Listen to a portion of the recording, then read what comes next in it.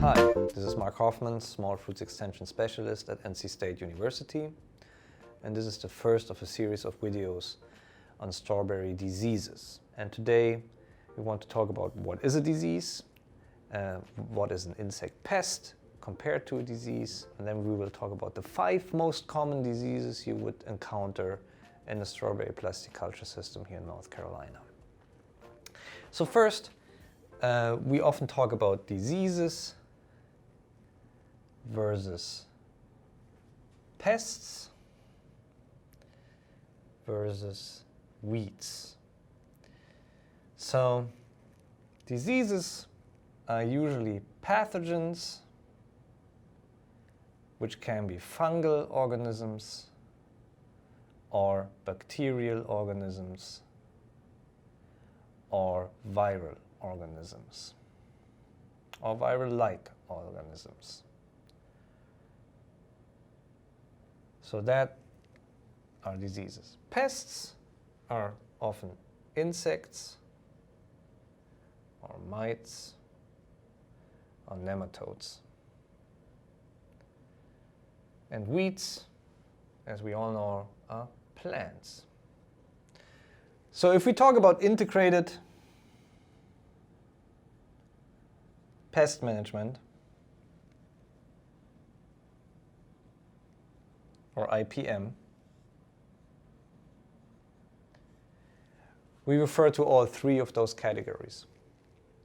Traditionally, integrated pest management, the term integrated pest management comes from an entomology background. That is why we still have a pest in there, and sometimes you can say integrated disease management or integrated weed management.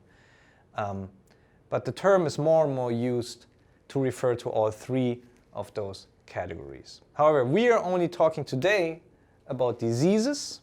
We're not talking about insects, mites, nematodes. We're not talking about weed management. So now we talk about the 5 most common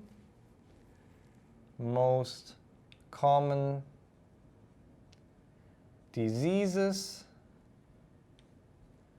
in North Carolina in strawberries. And the first one I would like to mention is Phytophthora.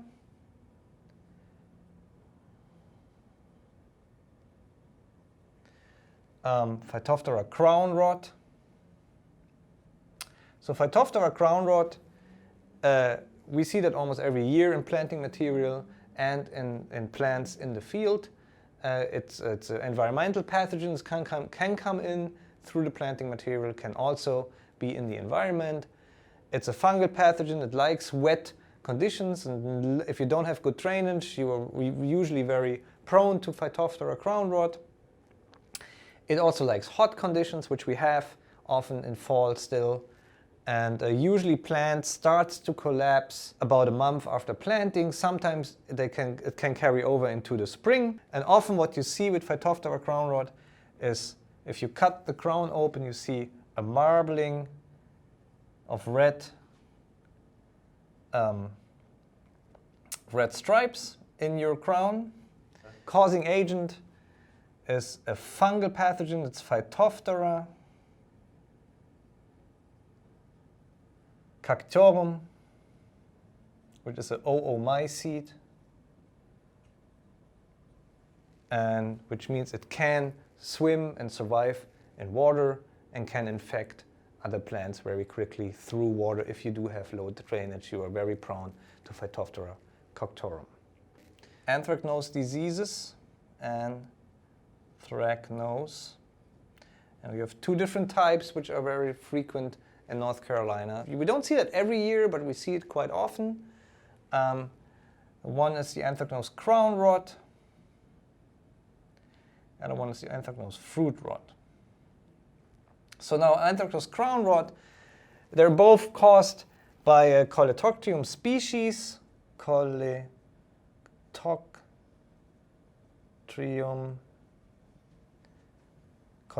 species, those are fungal species. Anthracnose crown rot can show up relatively early, can also cause a plant to collapse relatively early.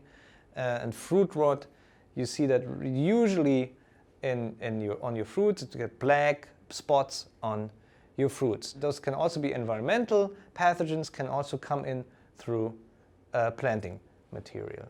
It's very important to control those very early on in the season. Another pathogen I would like to mention, which we also see a lot, is botrytis.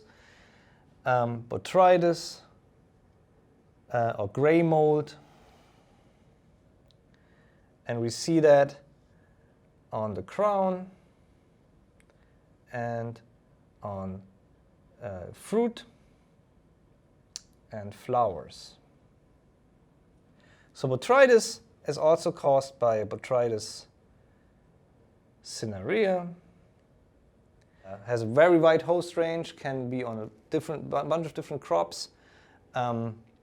Gray mold can go on the crown and on the fruit and the flowers, and it can be persistent in the field. Even if you don't see symptoms, you can still have it. It can be on your flower or even on your crown very early in the season. So it needs to be controlled very early on as well. Both anthracnose and especially Colletotrium acutatum, which is the anthracnose fruit rot pathogen, and Botrytis cinerea can show resistance to pesticides and need to be tested for resistance very early on so that you know what type of fungicide you can spray and what type of fungicide doesn't work in your specific field. So that we see a lot of botrytis and anthracnose resistance throughout the southeast. And I will later in this video, I will show you sources where you can get your material tested.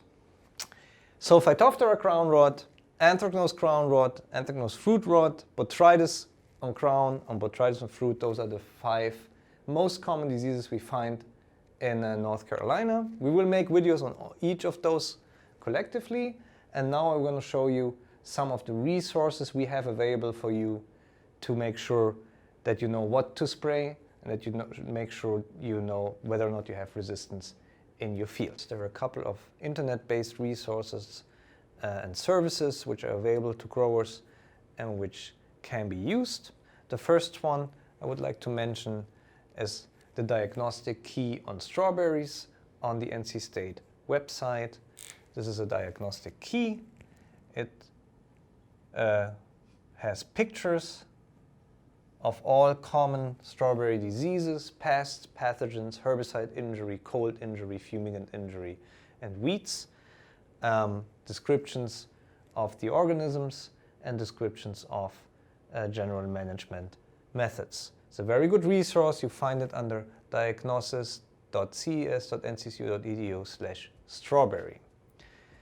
The second resource, which is for the whole Southeast, is the Small Fruits Consortium, which brings out the IPM, or Integrated Pest Management Guides for strawberries. It's a free resource. It comes as a PDF. You can print it out, put it on the dash of your truck, and you always have it available.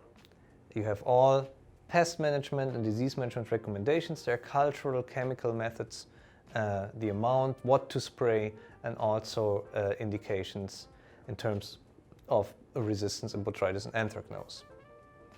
Another new tool which is available through the North Carolina State University is the Strawberry Fruit Infection Risk Tool, which again, we're talking mostly about botrytis and anthracnose here.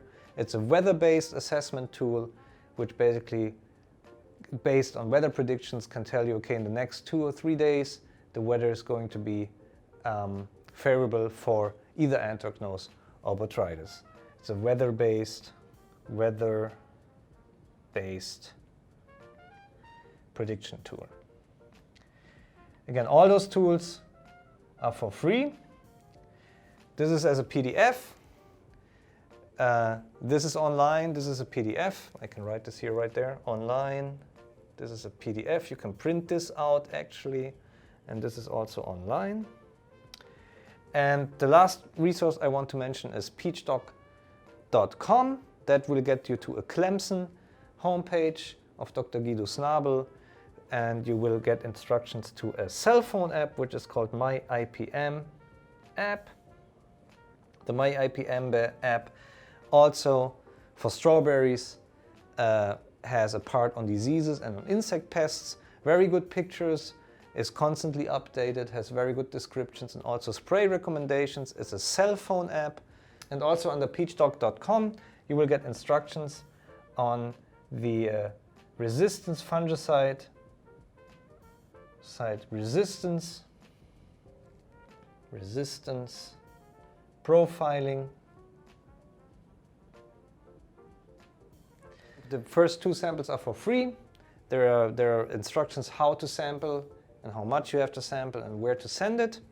So under peachdoc.com you get a cell phone app which is for free, and you will get a service which is also for free. So these are the resources which are all developed for the Southeast. They help a big deal to control diseases and pests here in our pretty hot and humid climate. In the next video we're going to go out to the field and I show you botrytis and anthracnose damage on strawberry fruit, and then we will come back here and talk about some of those diseases I've mentioned in more detail. Until then, I hope you stay happy, kind and healthy, and please like this video and leave a comment below, and please don't forget to visit us under strawberries.ces.edu.